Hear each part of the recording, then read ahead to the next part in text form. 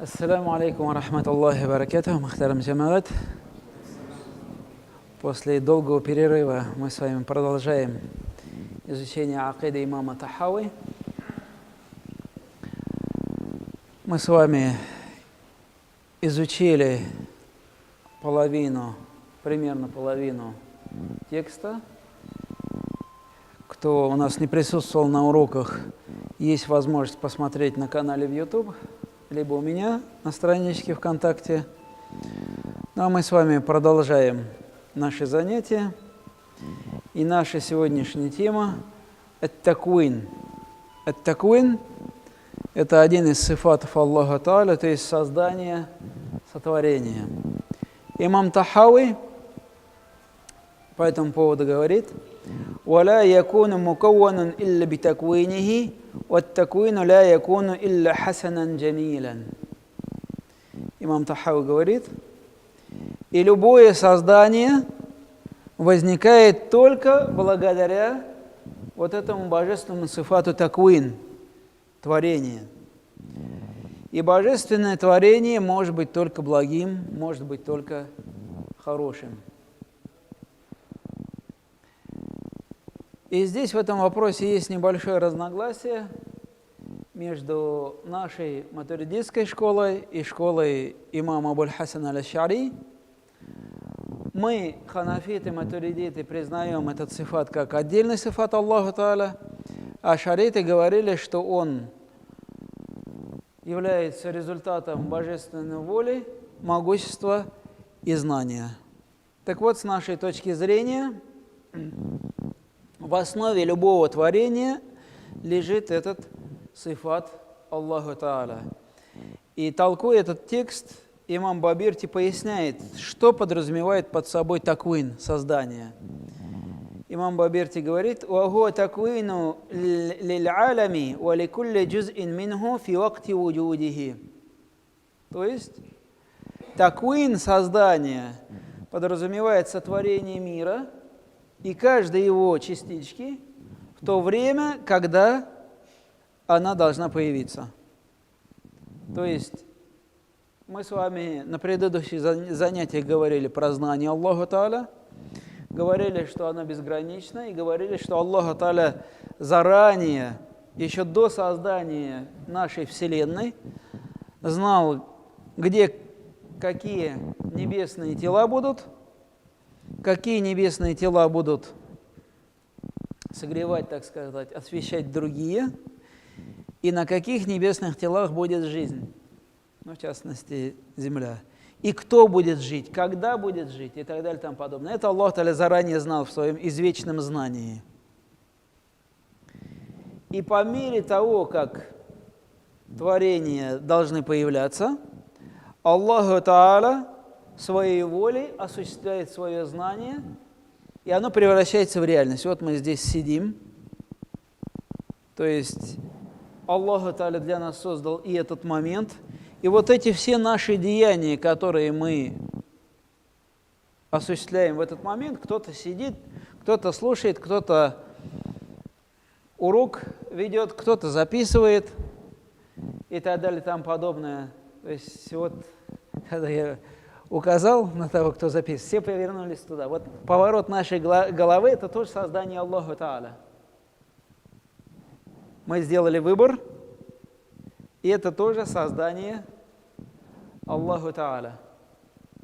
И вот в этом заключается его сифат таквин. То есть, когда подошел момент, чтобы все посмотрели на того, кто записывает, тогда Аллах Тааля создал это деяние. И так далее, и тому подобное. Это относится и к каждому из нас, то есть к тому моменту, когда мы должны появиться на этот свет. Это относится и к разным видам, скажем, бытовой техники, электроники, которой мы сейчас пользуемся, ее же когда-то не было. Это вот последние 20 лет мы с этими благами познакомились и начали пользоваться. То есть до этого момента они не должны были возникнуть. Но когда настал момент, Аллах Тааля кому-то открыл знания, кому-то открыл технологии, И благодаря этому своей волей, опосредованно, через нашу деятельность тоже, Аллаху Тааля сотворил эти вещи. И так далее, там потом. То есть это касается всего, всех творений Аллаху Тааля. И если мы исключаем вот этот сифат Аллаху Тааля такуин, то следует вывод, что вещи и все предметы, и все должно произойти само по себе, произвольно. Но мы с вами, каждый из нас понимает, что ничто само по себе произойти не может. Даже вот этот столик для чтения Корана, его кто-то собрал. Мы все понимаем, что нужно из древесных стружек их с клеем перемешать, сделать плиту. Плиту, чтобы она была красивой, нужно ламинировать под соответствующий цвет. Потом большую плиту нужно нарезать на маленькие кусочки и соединить это евровинтами, саморезами, уголками и так далее и тому подобное. Каждый из нас это понимает. И мы с вами приводили пример, как в качестве примера приводили рассказ Абу Ханифы про корабль. Что тогда Абу Ханиф сказал? Если вот такой простой корабль сам по себе не может плыть по морю без команды, без капитана, то как вот этот огромный мир, более сложный, чем корабль, мог произойти сам по себе? Раз ничто само по себе произойти не может, следовательно, должен быть Создатель, а Создателю должен быть присущ сифат такуин создания. فهذا من عقد الإيمان وأصول المعرفة والاعتراف بوحدانيته وربوبيته كما قال الله عز وجل أعوذ بالله من الشيطان الرجيم وكان أمر الله قدرا مقدورا. И подводя промежуточный итог, имам Тахауи говорит, и вот это все, что мы до этого момента рассказали, о предопределении, о знании Аллаха Та'аля, вот этом сифате такуин, это все является одним из условий веры, уqad, иман, то есть узлов веры, узловых моментов. И усуль ма'рифати – это основа познания, валь-и'тирафи би-вахданiyatihi ва рубубиятихи, и признание единства Аллаха Та'аля, Его господства. Как Аллаху Та'аля по этому поводу в Коране сказал, и было деяние Аллаха Та'аля предписанным. То есть все, что мы с вами перечислили, это обязательно для веры. Это составляет основу познания Аллаха Та'аля. И без этого мы не можем познать единство Аллаха Та'аля, поскольку только единый, только всемогущий, только всезнающий может творить. А поскольку мир уже существует, то существование Аллаха Та'аля обязательно.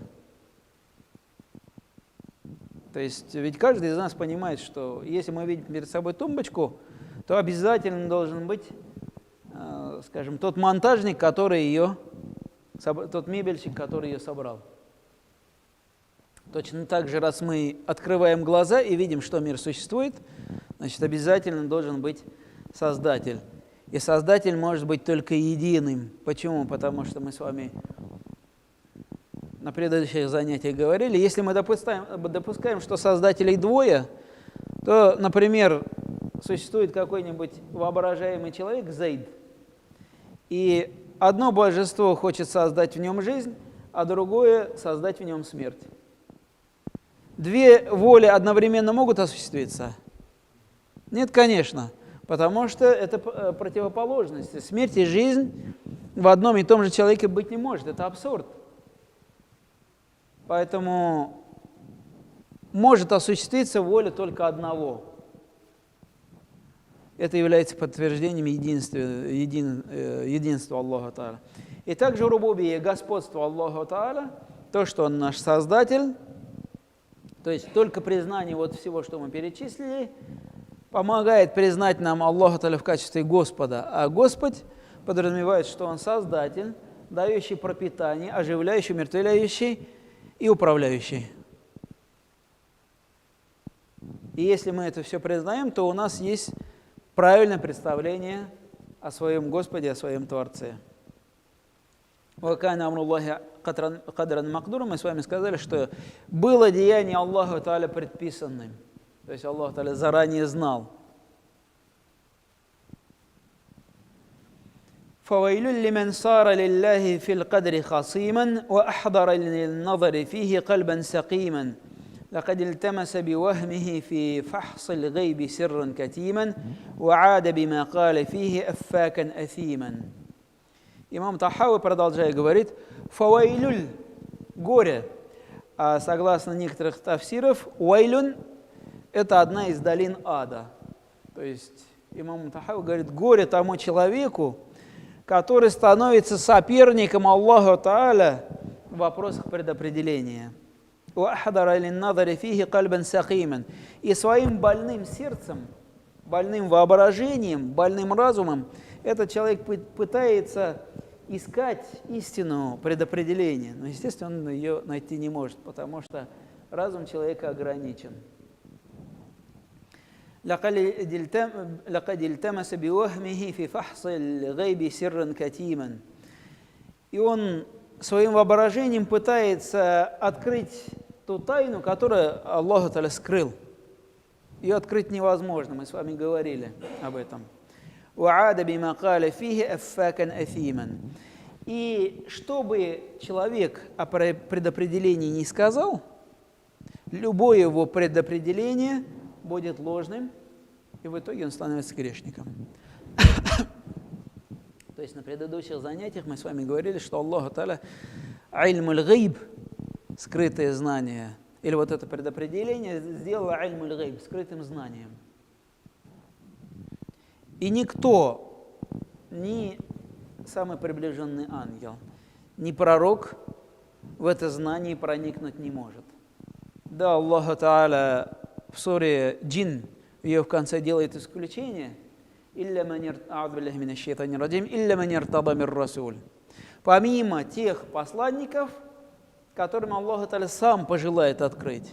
И поэтому мы знаем, что пророк, у него было много предсказаний о будущем. Допустим, в Коране, в самом начале суры Рум, повествуется о том, как сначала византийцы были побеждены, персы их победили. И через несколько лет, говорит Аллаху Та'аля, византийцы победят персов, и мусульмане этому обрадуются. Ну, потому что все равно те христиане, они немножко поближе к мусульманам, чем огнепоклонники. И эти события действительно произошли, но уже после ухода пророка, саллаллаху алейхи ва саллям. То есть вот этот кусочек знаний предопределения Аллах Та'аля пожелал открыть пророку, саллаллаху алейхи ва саллям, и открыл. И оно сбылось. Также из многих хадисов пророка, саллаллаху алейхи ва саллям, мы знаем о многих событиях, которые должны произойти перед судным днем. И в частности, если посмотреть некоторые хадисы, мы с вами являемся свидетелями того, как предсказанное пророком, саллаллаху алейхи ва саллям, оно превращается в реальность. Например, вот когда мы еще в 90-е годы в мадресе учились, со своим устазом, преподавателем проходили хадис о том, что бедро человека сообщит ему о том, что его семья делает дома. Тогда у нас еще не было представления о том, что это будет. А сейчас это у нас есть у каждого в кармане. Пользуясь современным мобильным интернетом, установив на телефон необходимые приложения, дома поставив камеру, микрофон, можно получать информацию о том, что у тебя дома происходит. Есть современные также системы GPS, по-моему, они, если не ошибаюсь. Ты можешь уехать куда-нибудь за границу, отдыхать, и тебе поступает информация о том, что у тебя дома происходит. Нету ли пожара, не взломана ли дверь, ты все знаешь. Сегодня это есть. И эту вещь мы носим в кармане, там, где у нас бедро. Так что мы уже свидетели того, как это происходит. Но за исключением только того объема, который Аллах Та'аля пожелал открыть. А помимо этого, как бы мы ни старались, будем ли мы как-то пытаться гадать, так сказать, на кофейной гуще, или на звезды как-то смотреть, гороскопы, или еще что-то, это все ошибочно. Это все ошибочно. И имам Тахауи говорит: «У'ада бима каля фихи аффакан афиман». В любом случае, кто бы, какое бы предсказание ни сделал, любой, неважно, Ванга, не Ванга, неважно кто, все будет в любом случае ошибочным. И у него действительно они предсказания очень туманные, их зачастую подгоняют под то или иное событие. Поэтому, что бы эти люди ни сказали, оно будет ложью, оно будет ошибочным, и в любом случае они совершают грех. Почему? Потому что пытаются проникнуть туда, куда Аллах Та'аля путь закрыл. Дальше имам Тахауи переходит к другой теме. Аль-арш валь-курси. Арш дословно переводится как трон, курси как подножие трона. В фильмах видели, наверное, царь сидит на троне, и чтобы у него ноги не висели, там еще есть такая скамеечка или подставка под ноги. Но в акиде, в вероубеждении мы с вами не должны представлять стул и не должны представлять вот эту подставку под ноги. Из хадиса пророка, саллаллаху алейхи вассалям, мы узнаем, что арш и курси – это грандиознейшие создания Аллаха Та'аля, которые мы познать не в состоянии. В хадисе сказано, что небеса и земля, то есть, скажем, вот та земля, на которой мы живем, и космос, который мы видим, подобны колечку, брошенному в пустыне, по сравнению с курсием. А курсий подобен колечку, брошенному в пустыне, по сравнению с аршем. Вот такие масштабы. То есть это грандиознейшие курси и арш, грандиознейшие создания Аллаха Та'аля, которые мы с вами неизвестно, сможем познать или не сможем познать, однако о них есть информация. То есть Аллах Та'аля нам открыл информацию, но для того, чтобы мы познали Его могущество, чтобы мы почувствовали себя немощными, беспомощными перед могуществом Аллаха Та'аля. Так вот, имам Тахауи по этому поводу говорит: «Валь-арш валь-курсию хаккун кама байяна фи китабихи». Имам Тахауи говорит, что арш, вот этот трон, и курси, вот это подножие условное, перевод условный, или лучше будем пользоваться арабскими терминами. То есть арш и курси, говорит имам Тахауи, есть истина, как об этом сказано в Коране. Мы в Коране, из Корана узнаем, что и про трон узнаем, и аятуль курси после каждого намаза читаем. Поэтому, поскольку в Коране упомянуто, мы обязаны в это верить. وهو جل وعلا مستغن عن العرش وما دونه محيط بكل شيء وفوقه. Дальше имам Тахауи продолжает говорить: и он, Аллаху Та'аля, величественней и превыше того, чтобы нуждаться в троне и в том, что меньше трона. То есть Аллах Та'аля ни в чем не нуждается. ومحيط بكل شيء, Аллаху Та'аля охватывает любую вещь. وفوقه, и превыше ее. وقد أعجز عن الإحاطة به خلقه. И Аллах Та'аля сделал так, что его создание не способны, они немощны, они не в состоянии его охватить. То есть мы с вами сказали, что вера в то, что арш и курси существуют, является обязательной. Но в то же время мы должны верить, что Аллах Та'аля ни в курсе, ни в арше, ни в чем другом не нуждается. То есть абсолютная сущность. Как в том же аяте Аль-Курси сказано: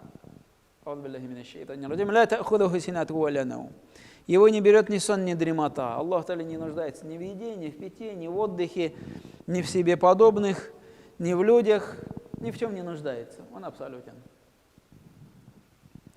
Мухитун би кулли шейин, Аллаху Та'аля своим знанием, своим могуществом, своей волей все охватывает, и ничто за вот эти рамки его могущества, воли, знаний выйти не может.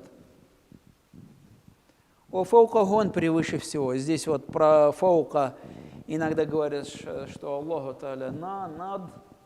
Но мы должны понимать, что речь не идет о физическом каком-то размещении, нахождении Аллаха Та'аля, поскольку физическое расположение, нахождение – это категория, присущая телам. Скажем, вот стол стоит на полу, или мы сидим на полу. Мы, создание, махлюк, нуждаемся в пространстве. Аллах Та'аля сам создатель пространства, и пространством не ограничен, он в нем не нуждается. Он превыше того, чтобы нуждаться в пространстве тоже. И поскольку Аллаху Та'аля, ему не присущи сифаты, присущие нам, творениям, поэтому мы не можем охватить его знанием. То есть Аллах Та'аля нам подарил 5 инструментов: зрение, слух, осязание, обоняние, вкус. Но все эти инструменты ориентированы только на познание материи. А так как Аллах Та'аля не материален, он из молекул, атомов не состоит, мы его познать, охватить своим знанием не в состоянии. Только то, что он нам о себе сообщил. За границей того, что он нам сообщил, мы выйти с вами не в состоянии.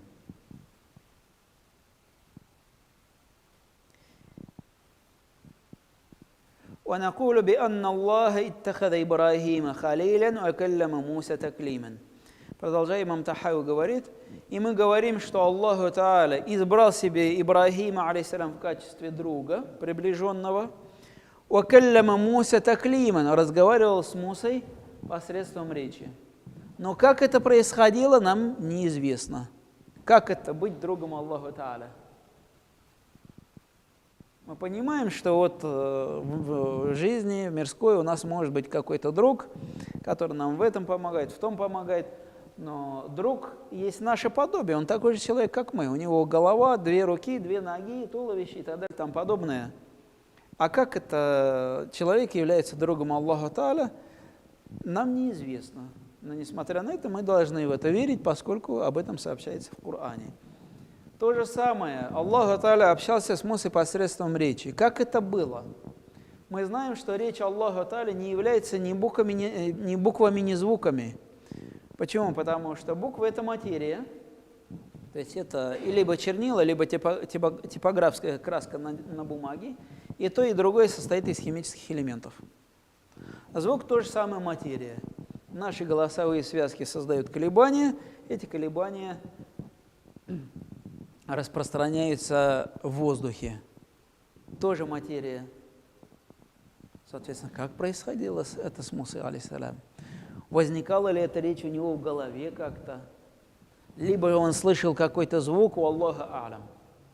Нам неизвестен механизм, однако Аллах Та'аля об этом сообщил, и посредством божественной речи были ниспосланы писания, поэтому мы должны тоже в это верить.